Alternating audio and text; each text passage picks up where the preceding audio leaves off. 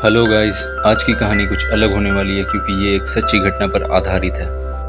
ये कहानी यूसी नाम के एक आदमी की है जो कि अमेज़न के घने जंगल में भटक जाता है। और क्या वो इस जंगल से बाहर निकल पाता है या नहीं, चलिए जानते हैं। दोस्तों, इस फिल्म के लीड कैरेक्टर को प्ले किया है हमारे हैरी पॉटर भैया ने, जिनको आपने हैरी पॉटर की मूवीज़ में देखा ही होगा। इस मूवी में जिनका नाम होता है यूसी गिन्सबर्ग। मूवी की शुरुआत में हम यूसी को देखते हैं जो कि एक एडवेंचरस लाइफ जीना चाहता है, वैसे ही जैसे कि हम सारे यंगस्टर्स चाहते हैं। और यूसी अभी अपनी मंजिल पर पहुंच चुका होता है। ये ऑस्ट्रेलिया की बहुत ही खूबसूरत जगह होती है। यूसी बहुत ही ज़्यादा एक्साइटेड होता है जंगल में जाने के लिए। यहाँ पर उसकी मुलाकात मार्कस नाम के एक आदमी से होती है जो कि एक टीचर होता है। ये दोनों यहाँ पर बहुत इंजॉय करते हैं और जंगल में एक रात के लिए रुकते हैं। अगली सुबह मार्कस यूसी को एक और दोस्त से मिलवाता है जिसका नाम होता है केविन। केविन एक हाइकर और एक फोटोग्राफर होता है। अब इन तीनों की आपस में बहुत ही अच्छी दोस्ती हो जाती है। अब कैंप में यूसी को एक लड़की मिल जाती है और यूसी उसे पसंद करने लगता है और दोनों एक दूसरे के साथ बहुत ही अच्छा टाइम स्पेंड करते हैं। अगले दिन यूसी मार्केट में घूम रहा होता है, तभी पीछे से आवाज़ आती है, क्या तुम अमेरिकन हो? यूसी बोलता है कि नहीं। दोस्तों, इस आदमी का नाम होता है कार्ल। कार्ल को जंगल के बारे में सारी जानकारी होती है। वो यूसी को बताता है, अगर जंगल का असली अनुभव तुम्हें लेना है तो तुम्हें जंगल के बीच में जाना होगा। वहाँ इंडियंस आदिवासी रहते हैं जिसे आज तक किसी ने नहीं देखा। अब ये सारी बातें सुनकर यूसी काफ़ी अट्रैक्ट होता है, जिसके बाद यूसी ये सारी बातें जाकर मार्कस और केविन को बताता है और उन्हें भी जंगल में चलने के लिए बोलता है। यूसी बोलता है कि ये सभी ट्रैवलर्स जो यहाँ पे आते हैं वो यहाँ आसपास ही घूमते हैं और फिर वापस चले जाते हैं। हमें इनके जैसा नहीं करना है, हमें कुछ अलग एक्सपीरियंस लेना चाहिए। ये सुनकर पहले तो वो लोग मना करते हैं, लेकिन बाद में वो भी जाने के लिए मान जाते हैं। और इसके बाद ये चारों लोग प्लानिंग करते हैं कि कैसे वो जंगल के अंदर जाएंगे। कार्ल उन्हें मैप में इंडियंस आदिवासी कबीले की लोकेशन दिखाता है और बोलता है कि हमें पहाड़ियों से चलकर जाना होगा। हमें लगभग 3 से 4 दिन लगेंगे वहाँ पहुँचने के लिए। फिर ये सभी तैयार हो जाते हैं वहाँ जाने के लिए। सो गाइस, ये लोग एक प्लेन हायर करते हैं और जंगल के बीच में जाके उतरते हैं। अब इनमें से यूसी सबसे ज़्यादा एक्साइटेड होता है। उसे कुछ ना कुछ नया देखने को ज़रूर मिलेगा इस जंगल में, उसका ऐसा मानना होता है। अब रात होने पर ये सभी कैंप लगाकर आराम करने लगते हैं इस जंगल में।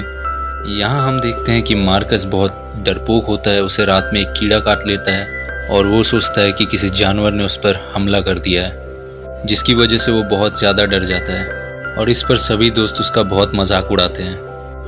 अगले दिन ये सफ़र पर निकल पड़ते हैं और बहुत तेज़ बारिश होने लगती है, लेकिन ये हार नहीं मानते और आगे बढ़ते रहते हैं। जिसके बाद आगे बढ़ने पर इन्हें एक दूसरा कबीला मिल जाता है। ये देखकर सभी लोग बहुत ही ज़्यादा खुश हो जाते हैं। इस कबीले के सारे लोग कार्ल को अच्छी तरह से जानते थे और ये सभी लोग एक अच्छा टाइम बिताते हैं इन सभी लोगों के साथ।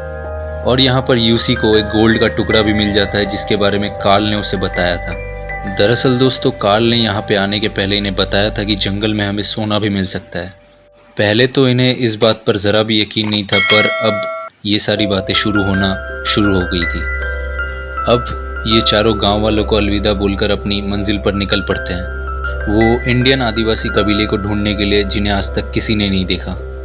अब चलते चलते इन्हें रात हो जाती है और कार्ल एक बंदर को मारकर सभी को डिनर करवाता है और फिर अगले दिन ये सभी फिर से चलना चालू कर देते हैं। लेकिन अब मार्कस की हिम्मत टूटने लगती है। चलते चलते उसके पैरों में छाले पड़ जाते हैं और उसके पैरों की बहुत ही ज़्यादा बुरी हालत हो जाती है, क्योंकि मार्कस सबसे कमज़ोर होता है इनमें से और उसकी वजह से इन सबको फिर से उसी जंगल पे एक रात के लिए रुकना पड़ता है। यहाँ पर यूसी और केविन बातें करने लगते हैं कि मार्कस बहुत ही ज़्यादा कमज़ोर है और उसे हमें इस ट्रिप के लिए नहीं लाना चाहिए था। अगर वो ऐसे ही धीरे धीरे चलता रहा तो कुछ दिनों में बारिश चालू हो जाएगी और हम इसी जंगल में फंसे रह जाएंगे। अगली सुबह मार्कस की हालत और भी ज़्यादा ख़राब हो जाती है और वो अब सही से चल भी नहीं सकता। कार्ल उन्हें बताता है कि कबीले में पहुंचने में अभी भी 3 से 4 दिन लग सकते हैं और मार्कस अभी चलने की हालत में नहीं है। जिस पर यूसी बोलता है कि कोई बात नहीं, हम उसे कंधे पे उठा के लेके जाएंगे। इस बात पर कार्ल हंसने लगता है और बोलता है कि ऐसा करना पॉसिबल नहीं है। कार्ल यहाँ सभी को वापस चलने के लिए बोलता है, लेकिन यूसी इतनी दूर से यहाँ तक आया है और वो अब हार मानने वाला नहीं है। जिसके बाद केविन एक बीच का रास्ता निकालता है। वो बोलता है कि हम सब पानी के रास्ते जाएंगे जिससे मार्कस को चलना ना पड़े। कार्ल बोलता है कि इतना आसान नहीं होने वाला नदी के रास्ते जाना। उसमें हमारी जान भी जा सकती है। लेकिन ये तीनों उसे मना लेते हैं और एक राफ्ट बनाने लगते हैं और फिर बहुत मेहनत के बाद एक राफ्ट रेडी हो जाती है। कार्ल बोलता है कि सब लोग मुझे फॉलो करेंगे, जिधर मैं बोलूँगा राफ्ट को उधर घुमाना है। अब ये सभी निकल जाते हैं, लेकिन नदी का रास्ता इतना आसान नहीं होने वाला था। अगले पल ही एक बड़ी चट्टान इनके सामने आ जाती है और पानी का बहाव भी तेज़ हो जाता है। नदी का बहाव इतना तेज़ हो रहा था कि राफ्ट को कंट्रोल करना मुश्किल हो रहा था। अब केविन बोलता है कि हमें नदी के बहाव के साथ चलना चाहिए, लेकिन कार्ल उसकी बात को मना कर देता है और दोनों में बहस होने लगती है। लेकिन यूसी इन्हें रोक लेता है और राफ्ट को किनारे लगा देता है। यहाँ पर कार्ल इन पर बहुत गुस्सा होता है कि तुमने मेरी बात क्यों नहीं मानी। कार्ल बोलता है कि हम आज रात यहीं रुकेंगे और आगे का सफ़र हम कल तय करेंगे। अब केविन यूसी के पास आकर बोलता है कि लगता है कार्ल को तैरने नहीं आता, इसीलिए वो पानी से इतना डरता है, जो कि एक्चुअली सच भी होता है, क्योंकि कार्ल को तैरने नहीं आता, इसीलिए वो नदी के रास्ते जाने से मना कर रहा था। अब यहाँ जंगल में एक रात काटने के बाद अगला दिन आ जाता है, लेकिन कार्ल अपनी बात मानने से मना करता है। वो इन सबको पैदल चल के जाने के लिए बोलता है। मार्कस भी यहाँ कार्ल के साथ पैदल जाने के लिए मान जाता है और अब कार्ल और मार्कस इन दोनों को अलविदा करके अकेले ही पैदल चलकर मंजिल की तरफ निकल पड़ते हैं। मार्कस सही से चल नहीं पा रहा था, लेकिन फिर भी उसके अंदर हिम्मत होती है। वो बोलता है कि मैं अपनी मंजिल पर पहुंच जाऊंगा जैसे भी हो। इधर केविन और यूसी भी राफ्ट लेकर नदी के रास्ते निकल पड़ते हैं। वो दोनों बहुत ही खुश होते हैं क्योंकि अब राफ्ट पर सारा कंट्रोल इन दोनों का ही था। ये दोनों आगे बढ़ना चालू कर देते हैं, लेकिन ये सफ़र इतना आसान नहीं होने वाला और थोड़ी ही देर में इनकी राफ्ट लहरों में फंस जाती है और एक बड़ी लहर इनके राफ्ट को पलट देती है। जैसे तैसे एक पत्थर पे जाके इनकी राफ्ट अटक जाती है। केविन बोलता है कि हमें किनारे पर जाना होगा, अगर हमें अपनी जान बचानी है तो। मैं किनारे पर पहुंच जाऊंगा तो तुम यहाँ से रस्सी फेंकना, जिससे मैं तुम्हें रस्सी की मदद से खींच के बाहर निकाल लूँगा। यहाँ यूसी बहुत ही ज़्यादा डर जाता है। केविन उसे सहारा देता है कि घबराओ मत, मैं तुम्हें किनारे पर पहुँच के खींच लूँगा। केविन भी जैसे तैसे किनारे पर पहुँच जाता है और यूसी को वहाँ से एक रस्सी फेंकने के लिए बोलता है, लेकिन तभी एक बहुत ही तेज़ लहर यूसी को टक्कर मारती है और वो नदी में बहने लगता है। केविन यूसी को नदी में बहते हुए देखता है, लेकिन वो कुछ भी नहीं कर सकता था। यूसी जब लहरों से बाहर निकलता है तो केविन को आवाज़ लगाता है, उसे बहुत ही ढूंढने की कोशिश करता है। अब यूसी अकेला इस घने जंगल में भटक चुका था और बहुत ही ज़्यादा तेज़ बारिश भी शुरू हो गई थी। यूसी के पास ना ही खाना है और ना ही रहने के लिए कैंप, लेकिन ऊपर वाला यूसी का साथ देता है और नदी में उसे अपना बैग दिखता है। वो भाग के जाके अपना बैग वहाँ से निकाल लेता है। उस बैग में एक छोटी सी बाइबल और कुछ दवाइयों की गोलियाँ होती है। ये गोलियाँ इन सब ने यहाँ आने के पहले ली थी ताकि इन गोलियों को खाकर थोड़ी एनर्जी मिल सके, और इसे खाने के बाद यूसी को थोड़ी एनर्जी मिलती है और वो केविन को फिर से ढूंढने लगता है, लेकिन केविन उसे कहीं नहीं दिखता। अब यूसी निराश होकर वहाँ बैठ जाता है, लेकिन वो हार नहीं मानता। वो बैग से एक मैप निकालता है। वो नदी का नक्शा बनाकर डिसाइड करता है कि वो नदी को फॉलो करते हुए यहाँ से बाहर निकलेगा। अब आगे चलते हुए उसे बहुत ही भूख लगती है, लेकिन उसके पास कुछ होता नहीं है और रात में सोते टाइम उसे एक आवाज़ आती है, तो वो सोचता है कि ये केविन की आवाज़ है। लेकिन जब वो सामने देखता है तो वहाँ मार्कस खड़ा होता है, लेकिन जब वो टॉर्च जलाता है तो वहाँ कोई नहीं होता। ये सिर्फ उसका भ्रम होता है। अब अगली सुबह उसे अपने स्किन में कुछ फील होता है और चाकू से वो स्किन को काटने लगता है। दरअसल रात में सोते टाइम उसके स्किन में एक कीड़ा चला गया था, जिसे वो काट कर बाहर निकालता है। ये करते हुए उसे बहुत दर्द होता है, पर और कोई रास्ता नहीं होता। अब आगे बढ़ते हुए उसे वहाँ पर चिड़ियों के अंडे मिलते हैं और उसे फोड़ने पर वो देखता है कि इसमें चिड़ियों के बच्चे हैं। लेकिन यहाँ उसे इतनी ज़्यादा भूख लगी होती है कि वो उसे जिंदा ही खा जाता है। जिसके बाद वो फिर से आगे बढ़ता है और यहाँ उसकी किस्मत फिर से उसका साथ देती है। उसे कुछ लोगों का सामान मिलता है जो कि यहाँ पर छोड़ के चले गए थे, तो वो यहीं पर आराम करने का डिसाइड करता है। वो अपने पैर से मोज़े निकालता है और देखता है कि उसके पैर बहुत ही ज़्यादा ज़ख्मी हो गए थे, जिसे देखकर वो रोने लगता है और उसे एहसास होता है कि मार्कस को कैसा लग रहा होगा जब उसके पैर ज़ख्मी हुए थे।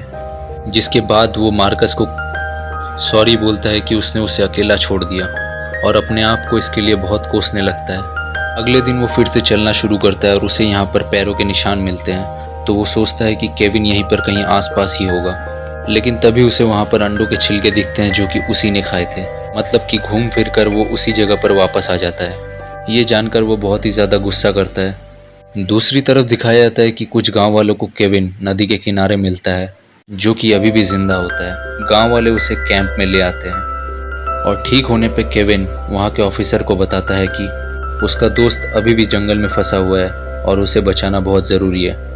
ऑफिसर भी उसकी बात मान जाता है और उसे प्लेन से ढूंढने लगता है। नीचे यूसी भी प्लेन की आवाज़ सुन लेता है और नीचे से एक लाल कपड़ा दिखाने लगता है, लेकिन प्लेन बहुत ही ज़्यादा ऊपर होता है और वो लोग यूसी को नहीं देख पाते और वो लोग वापस चले जाते हैं।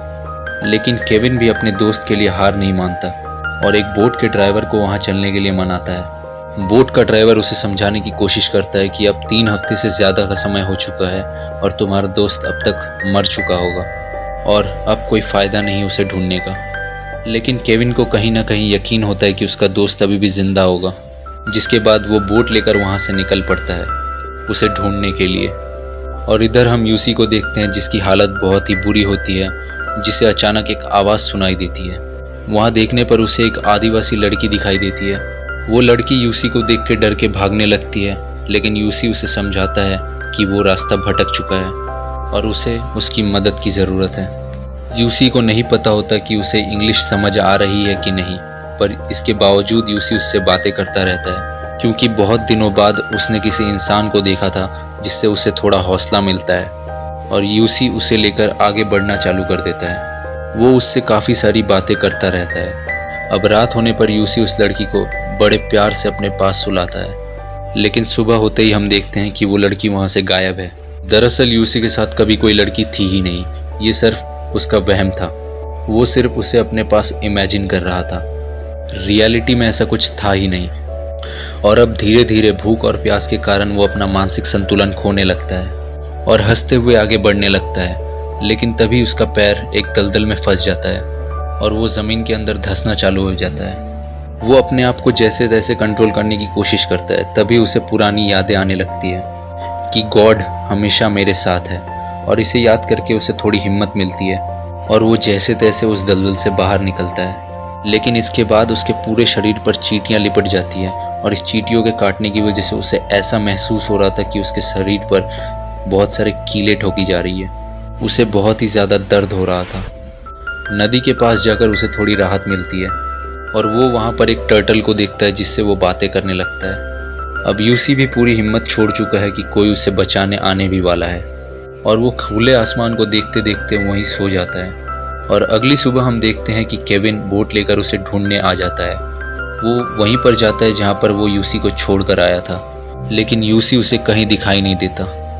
वहाँ से निराश और हताश होने के बाद वो जाने लगता है। तभी यूसी की आंख खुलती है और वो केविन को देख लेता है, लेकिन यहाँ पर यूसी बहुत ही ज़्यादा कमज़ोर हो चुका था कि उसकी आवाज़ तक निकल नहीं रही थी मदद के लिए। लेकिन सच में गॉड यूसी के साथ होता है। केविन जाते हुए उसे देख लेता है और उसे देखते ही बोलता है कि यूसी तुम डरना मत, मैं आ रहा हूँ। और यहाँ केविन बोट घुमाता है और यूसी की जान बचा लेता है। ये सीन देखकर आपको गूज़बम्स आ जाएंगे गाइस, मतलब लिटरली क्या ही सीन है।